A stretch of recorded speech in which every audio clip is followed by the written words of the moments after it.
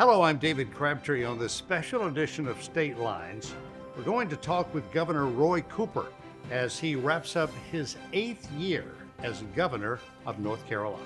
Quality public television is made possible through the financial contributions of viewers like you, who invite you to join them in supporting PBS-NC.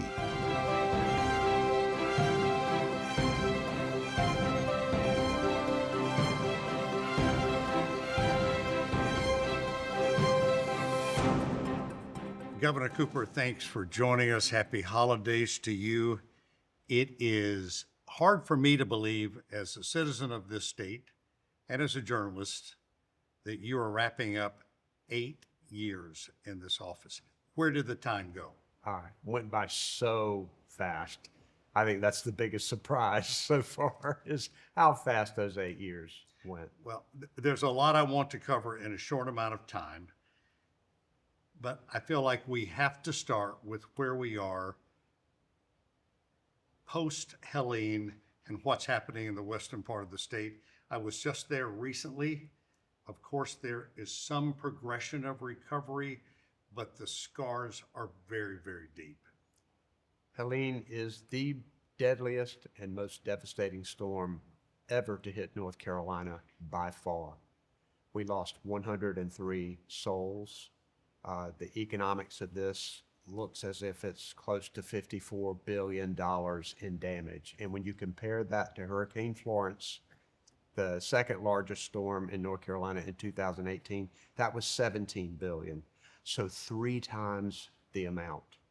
And particularly when you consider the topography and the challenge of a hurricane hitting the mountains. Many places that are difficult to get to on a sunny day before the storm, then that just increases the challenges. Look, the most important asset we have here is the drive, determination of the people of Western North Carolina to rebuild and recover. Courageous people who want to do that.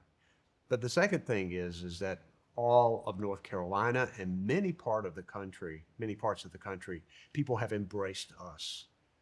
With other governors sending help, federal government sending help, volunteers coming in, people sending money. It's been extraordinary. We've made some significant progress, but there's a lot to do. And there will be years of rebuilding and recovery, which I want it to be in the right way, because we need to make sure that our recovery is resilient and smart and ready to withstand future storms that we know are coming. One of the things I noticed when I was there, and it was a reminder that oftentimes when there are disasters, traumas, help comes immediately, and then we go away, particularly media. We cover the story, we leave, and people are left behind to deal with devastation, and the mental health impact of people already is profound there. No question. Long-term recovery is hard. We've opened almost 900 roads that were closed. Most people have their power back. Most people have communications back. Most people have water back.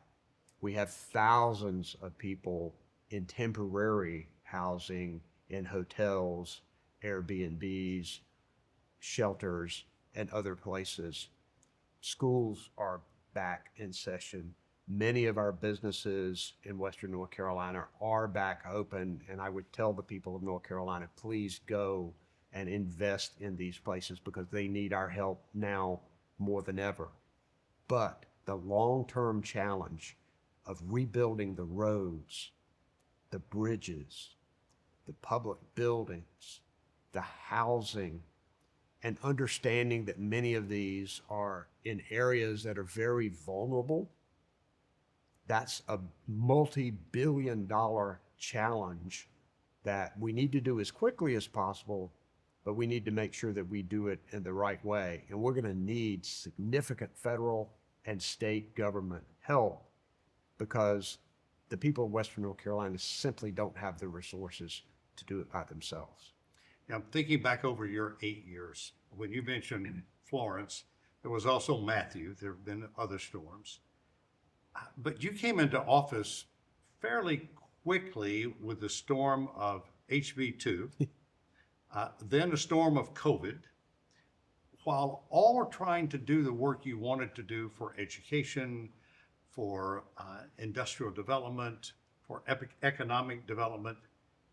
Talk to us about trying to find not a balance, but how do you juggle when this comes at you at warp speed 24 hours a day? Well, I took office physically in the Capitol over there at 12:01 a.m. on January the 1st of 2017, but I also stood amidst the rubble of the broad discriminatory HB2, which has put our economy into shambles. Businesses were turning away, sporting events, entertainment, film industry pretty much packed up and left. We knew we had that challenge. We also saw the devastation of storms. We also faced the historic challenge of a pandemic. And when you think about the progress we've made, all of the people of North Carolina together, working together, today, since that day, we've added 640,000 great paying jobs. We are the third fastest growing state in the country. We are the place to be to innovate and to grow your business and to thrive. And we've restored that reputation, not only across the country, but across the world. People have come together to meet all of those challenges. And when you think about where you want to be, where you want your family to be, where you want your business to be, North Carolina is a place that's always in contention for people across the world. And that's something for all of us to be proud of. Yeah, when you look at the business climate here and being named the top state to do business for 2 years and almost a third year. But And it would have been a third year had they not changed the criteria, because they knew we were going to be it for the third year under the same criteria. But that's a minor point, David. Being number two was okay. So some of the larger fish that were landed, if you will, VinFast, Toyota, the list is lengthy. Well, the good thing is that we've targeted the kind of businesses we want. We want better paying jobs for our people. We knew that the clean energy area was going to be the place that the capital markets were being driven, but we also knew the amazing investments that the Biden-Harris administration was putting into it. So we took advantage of it. And when you think about the tens of thousands of jobs that are going to come from clean energy, that's going to put money in the pockets of everyday North Carolina families. We've also concentrated on life sciences. We were smart enough years ago to establish the North Carolina Biotechnology Center and have been ready for that revolution. Aerospace, tourism, new innovations in agriculture. North Carolina's on top of it. And I think when you talk with business recruiters across the country and across the world for that matter, they will always put us in contention, particularly when we're talking about one of these seconds. Heck, we're the second largest banking state in the country. We're surging in technology.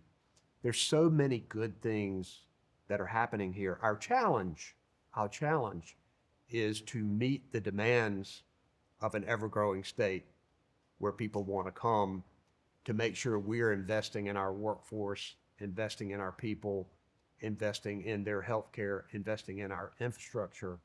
That's going to be the challenge, because getting to the top is great. Staying on top is harder. You talk about clean energy. Look at House Bill 951. That's right. Bipartisan effort. Took a lot of work to get there. But you made it. Yeah. How difficult were the negotiations? You know, it's one of the hardest things we've done, but forcing our power sector to get to carbon zero by 2050 to get a 70% reduction in carbon by 2030. It's going to end up being 31 or 32, but significant progress is being made in renewable energy. The thing is, we're getting the support from people who understand that climate change is real, that the United States, and we want North Carolina to be part of the leaders in the world in making that move. But even people who don't care that much about climate change understand the economic impact of the capital markets and where the private sector is going in the clean energy arena. So we were able to pull together people who understand that this is going to put money in people's pockets, in addition to people who understand the importance of renewable energy to protect our planet. That's a powerful combination. And then on top of all of that, with President Biden's leadership, we were poised to get so much federal money in order to help supercharge all of this. It's going to be very positive for our state, our country, and the world. Numerous times you and I have had conversations over the years where up until a year ago, you were frustrated about Medicaid expansion. You talked about the need. You couldn't understand why it wasn't being passed. Finally, you won that battle. And now a year into it, the numbers of people who have taken advantage of this have exceeded where you thought you'd be in a year, right? Absolutely. And you would ask me what I've liked about this job. I'll never forget on December the 1st of last year, standing in a Medicare enrollment center and presenting a new health insurance card to Penny with tears in her eyes and admittedly some tears in mine. She had fought through cancer and other illnesses without health insurance and had been brave enough to tell her story. When I took office, I knew that Medicaid expansion was a way to get to my mission. And my mission, CEO mission for North Carolina was and has been making a North Carolina where people are better educated, where they're healthier, where they have more money in their pockets, and they have opportunities to live lives of purpose and abundance. Everything we've done has been toward achieving those goals. But a healthier North Carolina means so much to our economy that we knew we needed to have Medicaid expanded because so many working North Carolinians were making too much to qualify for Medicaid, but not enough to qualify for subsidies under the Affordable Care Act. And that gap was causing our economy to hurt and people to hurt. I went into office, and in a few weeks, the legislature sued me, legislative leaders sued me in federal court to stop me from trying to expand Medicaid. Those same legislative leaders came over to this mansion and right out there 6.5 years later, and as I signed the bill that we had asked them to pass. And we had hoped to get 600,000 people in 2 years. Now we almost have 600,000 in just 1 year. It shows the demand for this.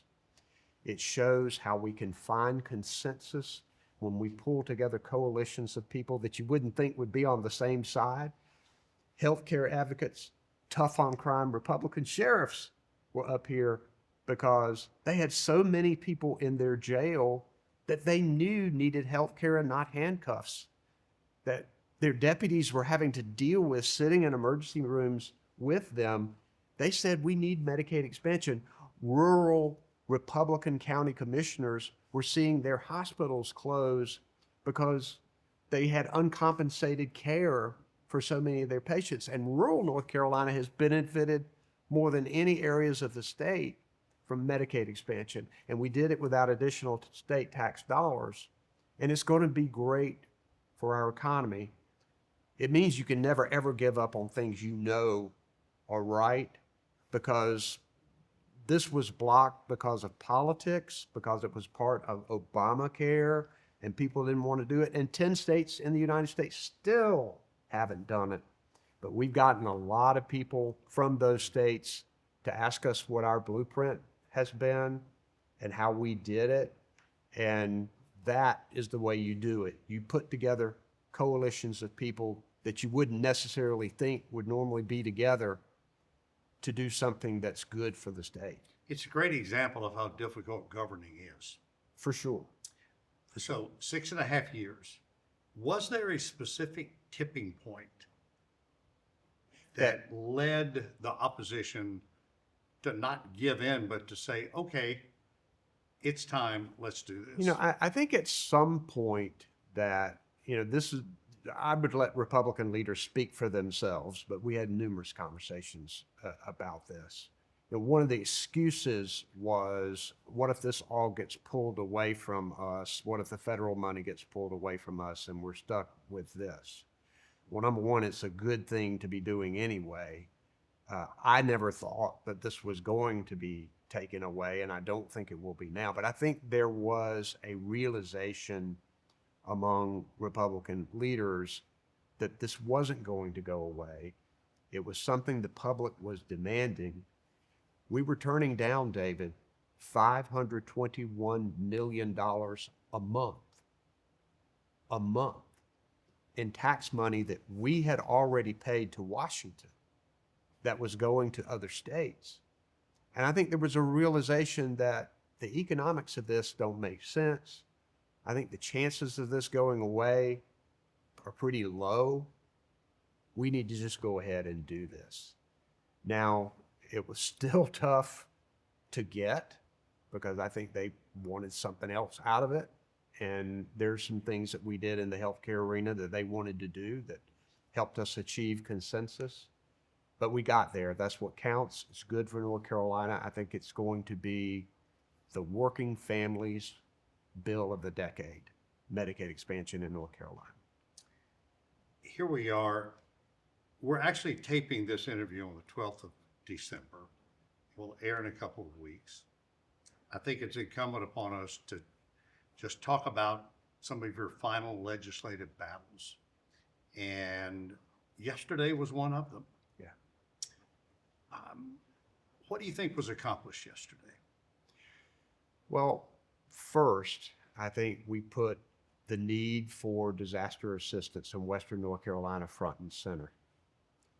And it's shameful that the legislature did not respond to help small businesses that are right now making decisions about whether they're going to reopen.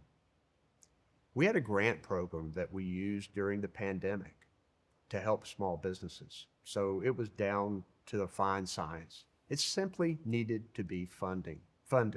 It wasn't anything that the federal government was doing, and there are lots of loan programs that are out there that state and federal government has. But a lot of these small businesses already had loans that they were paying off. And they're looking at the devastation and they're thinking about, do I give this another go? A grant from the state of North Carolina to say, yes, you are important. Yes, we need you. I think that was important and a real missed opportunity. Secondly, one thing I heard from small businesses out there I've been to 15 counties, a number of them multiple times, and have been on the ground and talked to so many people. And it was interesting to hear from conservative business people who had come to the realization of, I cannot believe our unemployment benefits are so low. Nobody can survive on $350 a week. We need greater unemployment benefits for our people so they'll stay here and not go somewhere else. So we try to get the legislature to do it. Ours are some of the lowest unemployment benefits in the country. I used emergency authority to increase the length of time and the amount to $600 a week to help those employees stay.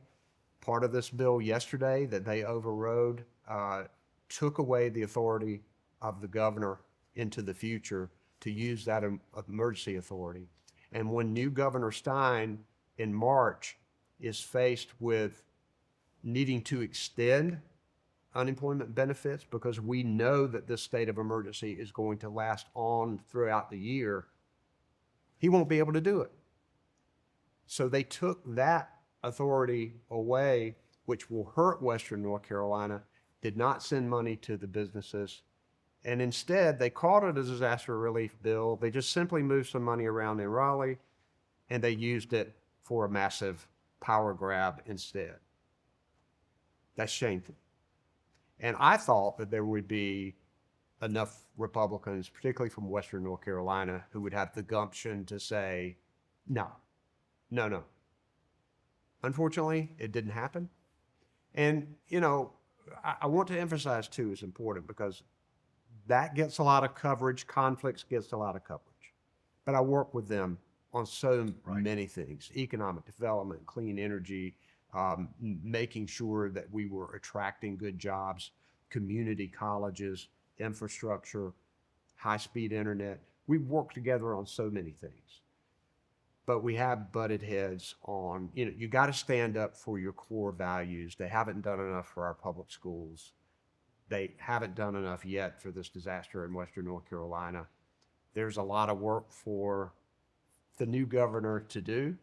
I'm always there for him as a resource. I'm going to be his constituent. So, maybe I can go to McDonald's in the morning and just sit around and complain about the government and give him a call from time to time. Because, in my career in public service, I've been to many of those meetings where people sit around and complain about the government. Oh, yes. I've sat in the middle of them and heard them. I think that's helped me to be a better public servant, actually. And it's all experiential, no matter how prepared you are when you come into the job. No doubt. Something's going to happen that you weren't anticipating. Oh, for sure. And you're going to go, what is this? I'm sure you had a few of those moments. Absolutely. You probably still do at times. Pandemic being one of them. That was not on the checklist of challenges. Let's talk about a couple of fun things. All right. North Wilkesboro, Oh, the boy. Speedway. That came about. That brought some new energy into a part of North Carolina history that was all but literally crumbling. Yeah. So NASCAR has been such an important part of North Carolina for the entertainment of it, the old stories about running away from the revenuers and the running the liquor and all of that. They're just Thunder Road. Amazing stories.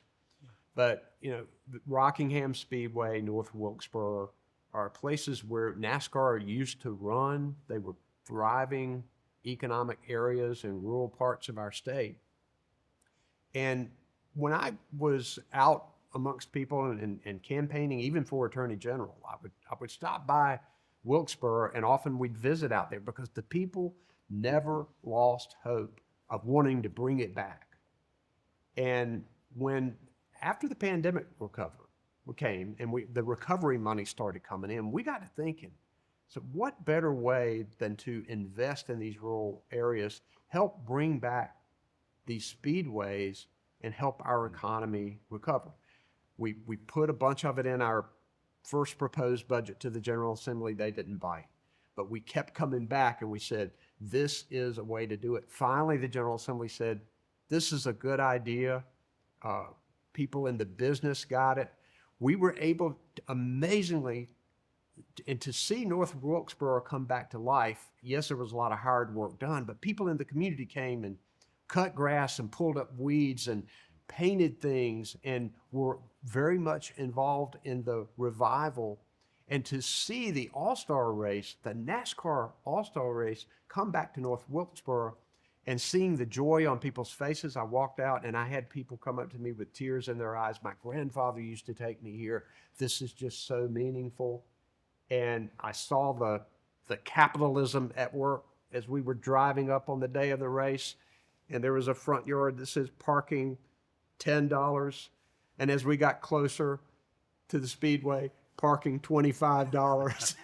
As we got closer, parking $50. I said, this is the economy at work. It was so much fun. Only got about a minute I'm left. sorry. That's okay. It was exciting. One of the fun work, Belichick. Woo. Okay. I guess I got to cut the sleeves off of some of my sweatshirts here. He's going to get UNC football on Sports Center almost every night. So that's going to be good.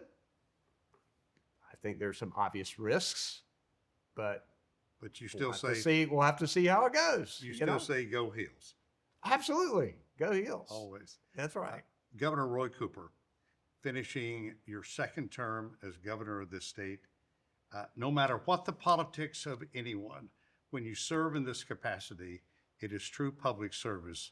You are owed a debt of gratitude by everyone of this state, including myself. Thank you for your service. Well, just let me quickly say, I am deeply grateful for the opportunity that people have given to me to wake up every morning to lead the state that I love so much. I'm humbled and honored, and it has been a great ride, no doubt. I have valued every day, and I'm grateful for the people giving me that chance. Thank you, sir.